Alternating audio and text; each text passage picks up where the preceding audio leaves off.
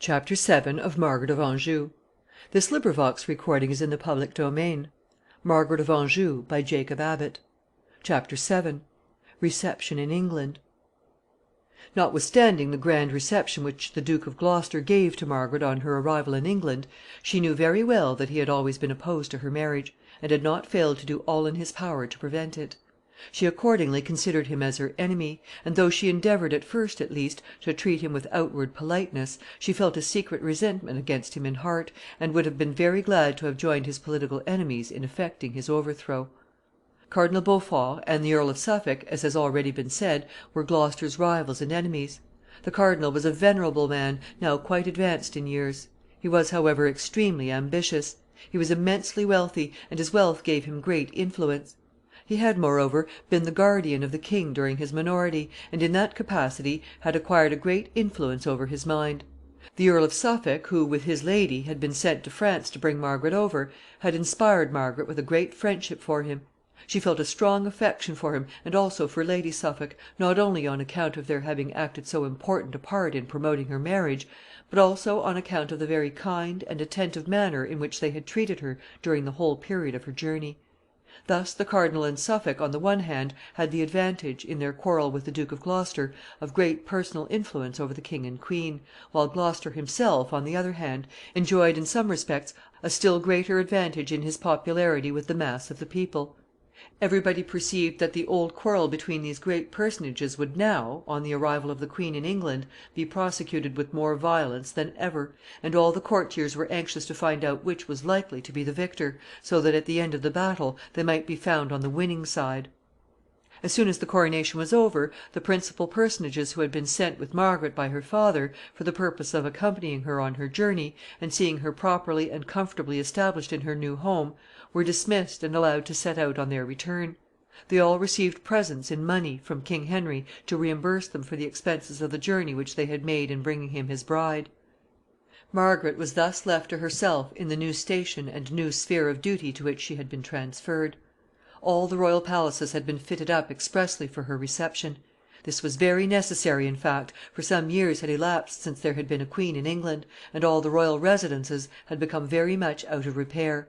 Those were rude times, and even the palaces and castles that were built for kings and queens were at best very comfortless dwellings.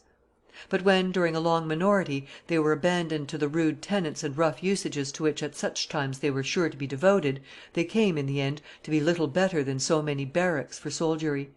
It required a great deal of time, and no little expense, to prepare the Tower and the palaces of Westminster and Richmond for the reception of a young and beautiful queen, and of the gay company of ladies that were to attend her. King Henry was so destitute of money at this time that he found it extremely difficult to provide the means of paying the workmen. There is still extant a petition which the clerk of the works sent in to the king, praying him to supply him with more money to pay the men, for the labor was so poorly paid, and the wages were so much in arrears, that it was extremely difficult for him to find men, he said, to go on with the work. The palaces were, however, at last made ready before Margaret came. There were apartments for her in the Tower, and there were also 3 other palaces in and near London, in either of which she could reside at her pleasure. Besides this, the cardinal, who, as has already been remarked, was possessed of immense wealth, owned, amongst his other establishments, a beautiful mansion at Waltham Forest, a few miles north of London.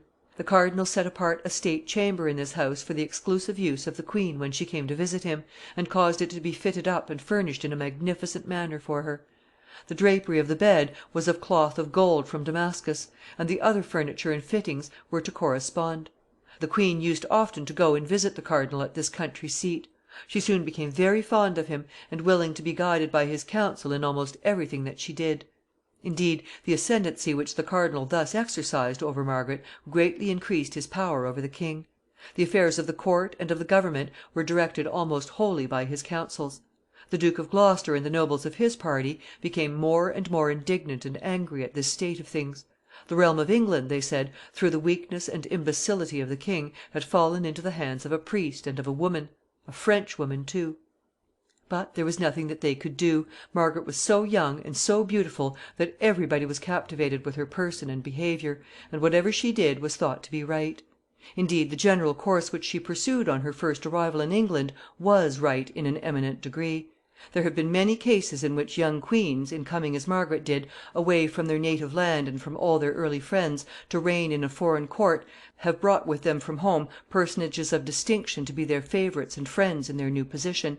But when this is done, jealousies and ill will always sooner or later spring up between these relatives and friends of the foreign bride and the old native advisers of the king her husband. The result is, in the end, a king's party and a queen's party at court, and perpetual quarrels and dissensions ensue, in which at least the people of the country are sure to become involved, from their natural jealousy of the foreign influence, as they call it, introduced by the queen. Queen Margaret had the good sense to avoid this danger. All the principal persons who came with her to England for the purpose of accompanying her on the journey, and of carrying back to her father and friends in France authentic assurances of her having been honorably received by her husband as his bride and queen, were dismissed and sent home again immediately after the coronation, as we have already seen. Margaret retained only certain domestic servants, and perhaps some 2 or 3 private and personal friends.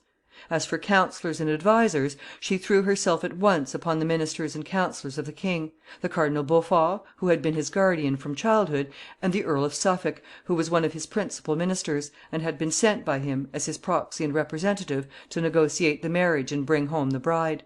She made Lady Suffolk, too, the wife of the earl, her most intimate female friend. She appointed her to the principal place of honor in her household, and in other ways manifested great affection for her. The good sense and discretion which she thus manifested, young as she was, for she was not yet 17, in choosing for her confidential friend a lady of the age and standing of Lady Suffolk, instead of attempting to place in that position some foreign belle of her own years, whom she had brought with her for the purpose from her native land, as many young brides in her situation would have done, deserves much commendation. In a word, Margaret, in becoming a wife, gave herself up entirely to her husband. She made his friends her friends, and his interests her interests, and thus transferred herself, wholly and without reserve, to her new position; an example which all young ladies whose marriage brings them into entirely new circumstances and relations would do well to follow. Nothing is more dangerous than the attempt in such cases to bring from the old home influences in any form to be introduced with a view of sharing the control in the new. In consequence of the discreet course of conduct that Margaret thus pursued, and of the effect produced on the court by her beauty, her vivacity, and her many polite accomplishments, public opinion, that is, the opinion of the outside world, who knew nothing of her secret designs or of her real character, turned very soon after her arrival in England entirely in her favor. As has already been said, the general sentiments of the nobles and of the people was strongly against the match when it was first proposed. They opposed it, not because they had any personal objection to Margaret herself, but because, in order to prepare the way for it, it was necessary to make peace with France, and, in making peace, to grant certain concessions which they thought would weaken the power of the English on the Continent, and, at any rate, greatly interfere with the farther extension of their power there. But when the people came to see and know the queen, they all admired and loved her. As for the king, he was perfectly enchanted with his bride. He was himself, as has already been said, of a very sedate and quiet turn of mind; amiable and gentle in disposition; devout, fond of retirement, and interested only in such occupations and pleasures as are consistent with a life of tranquillity and repose. Margaret was as different as possible from all this. Her brilliant personal charms, her wit, her spirit, her general intellectual superiority, the extraordinary courage for which she afterward became so celebrated, and which began to show itself even at this early period, all combined to awaken in Henry's mind a profound admiration for his wife, and gave her a great and rapidly increasing ascendency over him. The impression which Margaret made upon the people was equally favorable. England, they thought, had never seen a queen more worthy of the throne than Margaret of Anjou. Some one said of her that no woman equaled her in beauty, and few men surpassed her in courage and energy. It seemed as if she had been born in order to supply to her royal husband the qualities which he required in order to become a great king. Chapter VIII.